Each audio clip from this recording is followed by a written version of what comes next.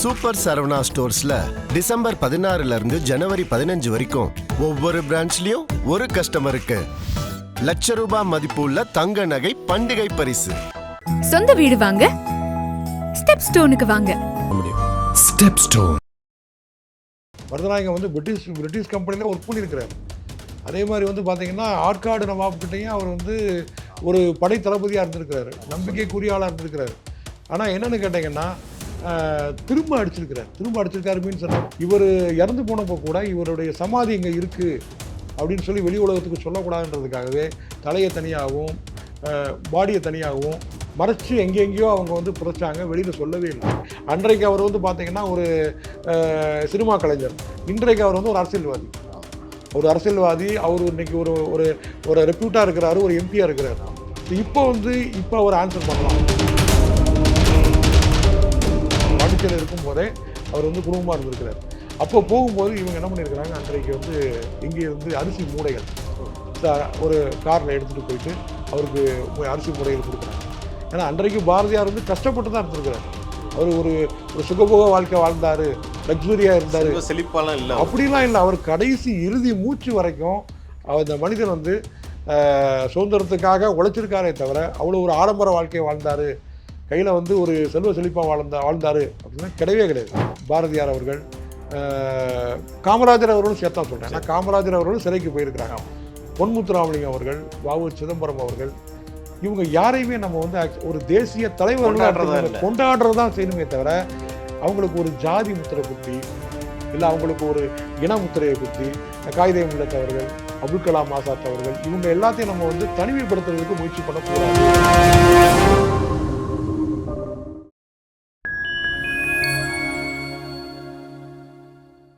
Fine time நேயர்களுக்கு வணக்கம். இன்று நம்மோடு இணைந்திருப்பவர் சமூக ஆர்வலர் திரு முருகன் அவர்கள்.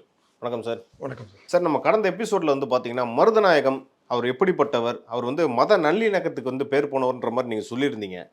அவர் சார்ந்த ஒரு படத்தை வந்து திரு கமல்ஹாசன் வந்து எடுக்கிறதா இருந்துச்சு. அவர் ஏன் சார் ட்ராப் அவுட் பண்ணாங்க, அந்த படம் ஏன் எடுக்கலை, அது சார்ந்த பின்னாடி எதுவும் அரசியல் இருக்கா? இல்லை, கண்டிப்பாக வந்து கமலஹாசன் வந்து அவ்வளோ ஆர்வமாக எடுத்தார். அவர் வந்து மருதநாயகம் அப்படின்றது வந்து பார்த்திங்கன்னா முதல்ல நமக்கு தெரிய ஆரம்பித்தது கமலஹாசன் அந்த படத்தை எடுக்க ஆரம்பித்ததுக்கு அப்புறம் தான். ஓகே. ஒரு சிலருக்கு தெரியும், அந்த பழைய வரலாறுகள்லாம் படித்தவங்களுக்கு ஒரு சிலருக்கு தெரியும். ஏன்னா அந்த வரலாறு சரியாக வந்து பிரிட்டிஷ் பீப்புள் வந்து அதை ரிவீல் பண்ணலை, வெளி உலகத்துக்கு சொல்லலை. ஏன் காரணம் அது என்ன சார்? ஏன்னு கேட்டீங்கன்னா மருதநாயகத்தால் வந்து பட்ட அடி அந்த அளவுக்கு தீவிரமான அடி. ஸோ பிரிட்டிஷ் பீப்புளுக்கு ஆங்கிலேயருக்கு கொஞ்சம் நஞ்சம் கிடையாது. அதாவது எல்லாருமே ஏற்றுருக்குறாங்க, வேலுநாச்சியாரை ஏற்றுருக்குறாங்க, எல்லாருமே ஏற்றுருக்குறாங்க. பட் எப்படின்னா இவர் கூடவே இருந்து திருப்பி அடிச்சிருக்கிறாரு. ஓகே. மருதநாயகம் வந்து பிரிட்டிஷ் கம்பெனியில் ஒர்க் பண்ணியிருக்கிறாரு. அதே மாதிரி வந்து பார்த்தீங்கன்னா ஆற்காடு நவாப்கிட்டையும் அவர் வந்து ஒரு படை தளபதியாக இருந்திருக்கிறாரு, நம்பிக்கைக்குரிய ஆளாக இருந்திருக்கிறாரு. ஆனால் என்னென்னு கேட்டிங்கன்னா திரும்ப அடிச்சிருக்காரு மீன்ஸ் சொன்னால் மக்களை கை வைக்கும் பொழுது, ஸோ மக்களை வந்து க்ரஷ் பண்ணும் பொழுது அவங்கள வந்து வரிக்காகவும் இன்னும் பிற விஷயத்துக்காகவும் மக்களை க்ரஷ் சொல்கிறாங்க அப்படின்னு சொல்லும்போது திருப்பி அடிச்சிருக்கிறார். அதான் உண்மை. ஸோ அப்படின்னு சொல்லும்போது என்னென்னு கேட்டிங்கன்னா மற்றவங்க கொடுத்த அந்த வலியை விட இவர் கொடுத்த திருப்பி அடித்த வலி வந்து பயங்கரமான வலி. ஸோ அதனால தான் பார்த்தீங்கன்னா மருதநாயகத்தை பற்றி எதையுமே பிரிட்டிஷ் பீப்புள் வந்து வெளியே விடலை. என்ன அப்படின்னு சொல்லி கேட்டிங்கன்னா இவர் இறந்து போனப்போ கூட இவருடைய சமாதி இங்கே இருக்குது அப்படின்னு சொல்லி வெளி உலகத்துக்கு சொல்லக்கூடாதுன்றதுக்காகவே தலையை தனியாகவும் பாடியை தனியாகவும் மறைச்சு எங்கெங்கேயோ அவங்க வந்து புதைச்சாங்க, வெளியில் சொல்லவே இல்லை. ஏன்னா ஒருத்தர் ஒரு தூக்கில் போடுறாங்க, நல்லடக்கம் பண்ணுறாங்க அப்படின்னா இதை வந்து வெளியில் உலகத்துக்கு சொல்லுவாங்க. இப்போ கட்டவும் போனால் நமக்கு தெரியும் அது வந்து எங்கே இருக்குது அப்படின்னு சொல்லி நமக்கு கைத்தாரில் இருக்குது அவருடைய இது. அப்போ இவரை பற்றி எதுவுமே அவங்க சொல்லலைன்னா அதுக்கான காரணம் என்னென்னா இதுதான், இவருடைய அந்த இவரால் ஏற்பட்ட பாதிப்பு வந்து ஜாஸ்தி. இவரை பற்றி யாரும் தெரிஞ்சிக்க கூடாதுன்றதுல பிரிட்டிஷர்கள் வந்து ரொம்ப தெளிவாக இருந்திருக்காங்க. அதான் ஒரு விஷயம்.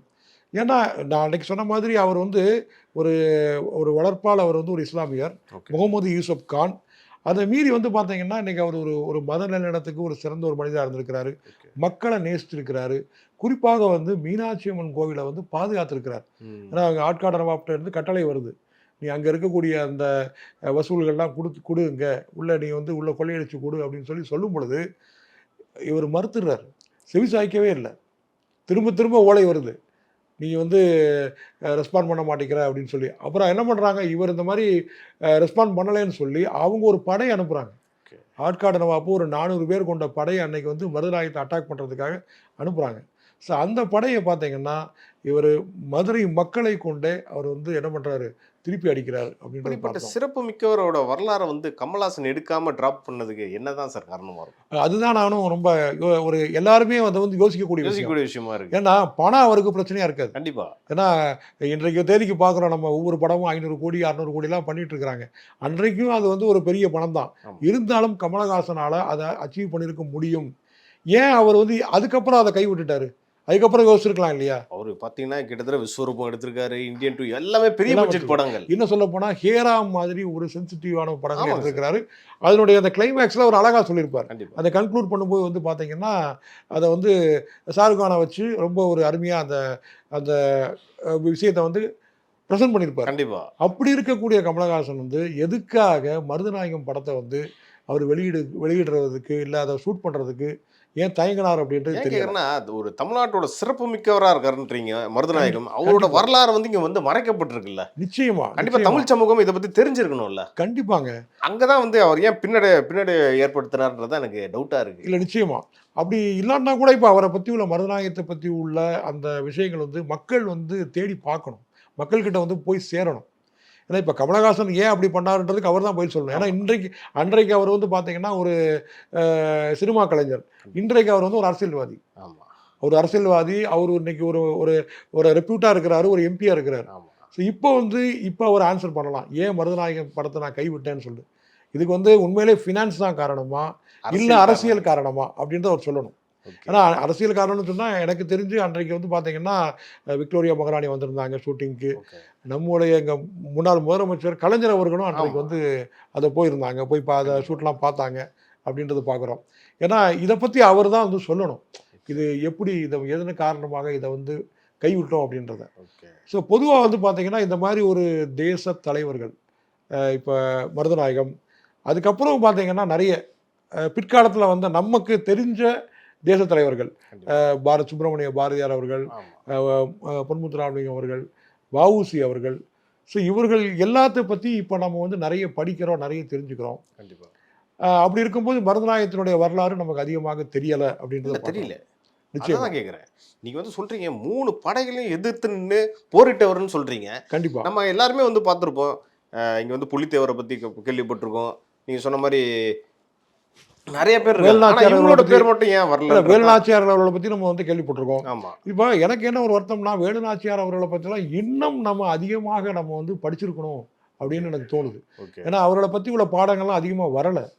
ஒரு எனக்கு தெரிஞ்சு வந்து பார்த்தீங்கன்னா ஒரு சின்ன ஒரு 2 or 3 பேஜஸ் தான் அவங்கள பற்றி நம்ம படிச்சிருக்கிறோம். கட்டபொம்மனை பற்றி படிச்சிருக்கோம். கட்டபொம்மனை பற்றி நம்ம படிச்சிருக்கிறோம். இப்போ இதுக்கு பின்னாடி நம்ம பார்த்தீங்க அப்படின்னா இல்லை இவங்களுக்கு ஏதாவது அஜெண்டா இருந்திருக்குதா, ஹிடன் அஜெண்டா கேட்கலான்னு வரேன். அதாவது இப்போ நம்ம ஏன்னா அந்த டாபிக் உள்ள போகிறதுக்கே நம்ம விரும்பலை. ஏன்னு கேட்டிங்கன்னா தமிழர்கள் அல்லாதவர்கள் அப்படின்ற ஒரு விஷயத்துக்குள்ளே போகிறது அவ்வளோ ஆரோக்கியமாக இருக்கா. ஏன்னா எந்த விதத்துலையுமே நம்ம வந்து ஒரு பிரிவினைவாதத்தை காமிக்கக்கூடாதுன்றது தான் ஒரு எண்ணமாக இருக்கும். பொதுவாக வந்து பார்த்தீங்கன்னா பாரதியார் பாடியிருப்பார், 30 கோடி முகமுடையாள் உயிர் மெய்ப்புற ஒன்றுடையாள் அப்படின்னு பாடியிருப்பார். அது என்ன அர்த்தம்னா அன்றைக்கு வந்து மக்கள் தொகை வந்து 30 கோடி. சரி, 30 கோடி தான் அன்றைக்கு அவர் பாடும்போது மக்கள் தொகை.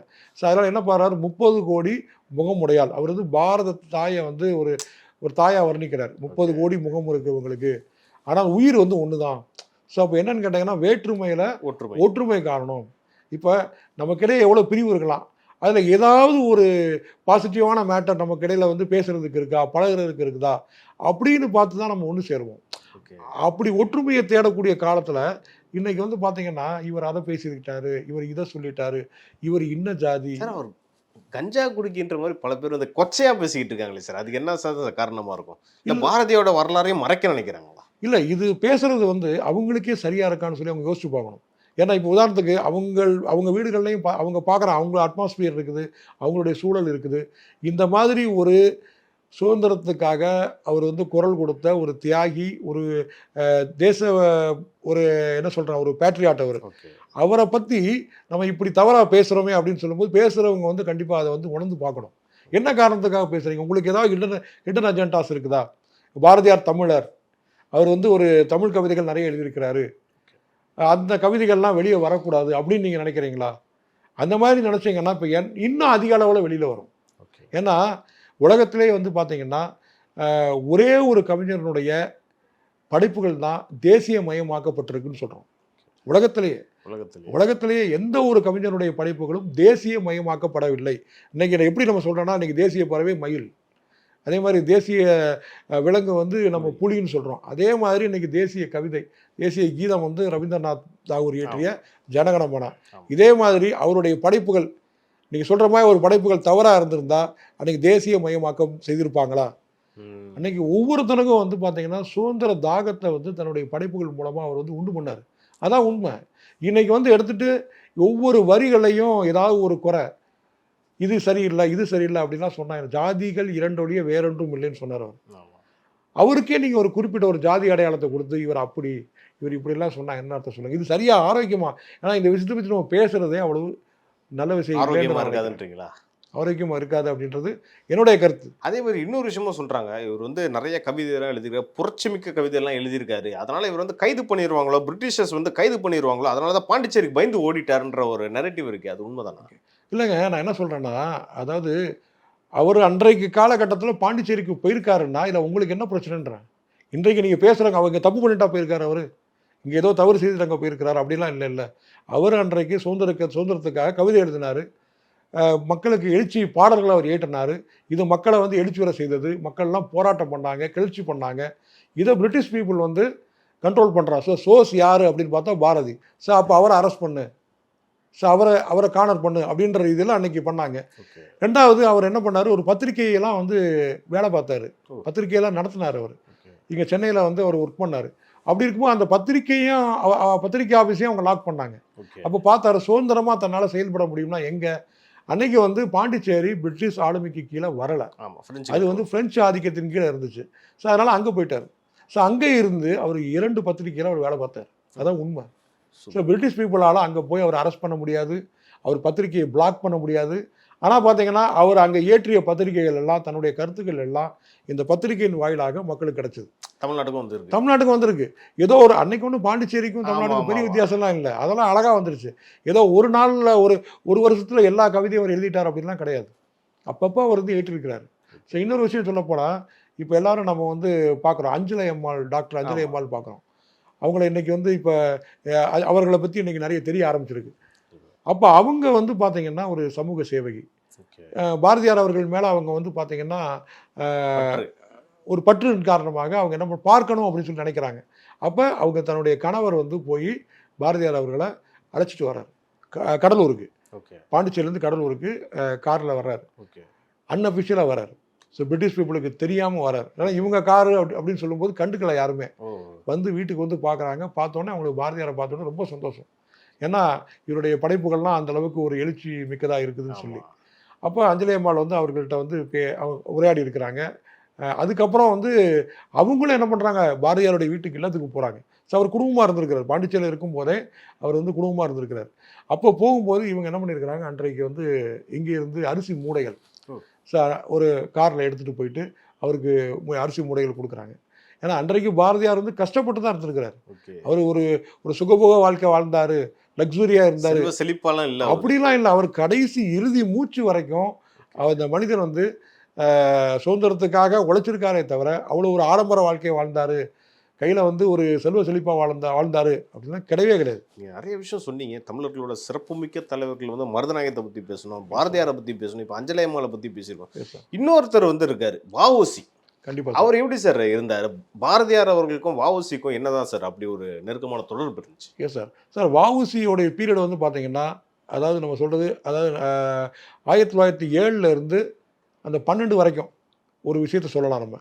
அவர் என்ன பண்ணுறாரு, ஒரு ஜமீன்தார் ஆக்சுவலாக. அந்த தூத்துக்குடி மாவட்டங்களில் வாழ்ந்த ஒரு ஒட்டப்படாரம் அப்படின்ற இடத்துல ஒரு மிகப்பெரிய ஒரு செல்வந்தர், மிகப்பெரிய ஒரு ஜமீன்தார். ஒரு வக்கீலுக்கு படிச்சிருக்கிறாரு. இந்த மாதிரி சுதந்திர போராட்டத்தில் அவர் தன்னை இணைச்சிக்கிறாரு. காங்கிரஸ்லேயும் ஒரு முக்கியமான ஒரு உறுப்பினராக இருக்கிறார். அப்படி இருக்கும் பொழுது அவர் பாரதியாருடைய அந்த படைப்புகள்லாம் தெரிந்து அவர் சென்னையில் வந்து பாரதியாரை பார்க்குறாரு. பாரதியாரை பார்க்கும் பொழுது, சென்னையில் பாரதியார் பணியாற்றி இருக்கும் பொழுதே அவங்க 2 பேருமே இணைந்து பணியாற்றுறாங்க. எதுக்காக இந்த சுதேசி கப்பல் வந்து இயக்கணும் அப்படின்னு சொல்லி இந்த திட்டத்தை சொன்ன உடனே முதல்ல அவருக்கு வந்து பார்த்தீங்கன்னா ஒரு உற்ற உறுதுணையாக இருந்தது வந்து பார்த்தீங்கன்னா பாரதியார் தான். ஸோ பாரதியார், அவர் கூட இருந்த சுப்பிரமணியம் சிவா, இவங்க எல்லாருமே சேர்ந்து தான் வந்து அந்த திட்டத்தை வந்து அவங்க உருவாக்குறாங்க, இந்த சுதேசி கப்பலை விடணுன்ட்டு. இந்தியாவிலேயே நீங்கள் வந்து பார்த்தீங்கன்னா ஃபஸ்ட்டு இந்தியன், அதாவது இந்த நம்ம கடலில் வந்து இந்த கப்பலை செலுத்தினது வந்து யாருன்னா வ.உ. சிதம்பரம் அவர்கள் தான் வந்து.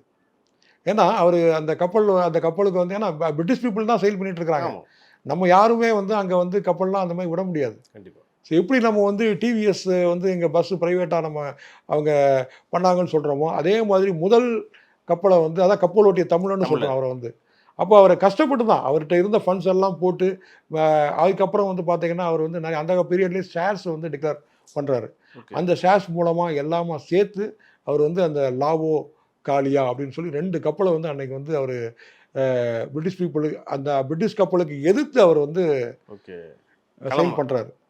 அப்படி இருக்கும் பொழுது பார்த்தீங்கன்னா பிரிட்டிஷ் பீப்புளுக்கு அதான் அவனை எதிர்த்து இவர் பிஸ்னஸ் பண்ணாலே அவனுக்கு பிடிக்காது. ஸோ இவரை வந்து என்ன பண்ணுறாங்க, க்ரஷ் பண்ணுறாங்க.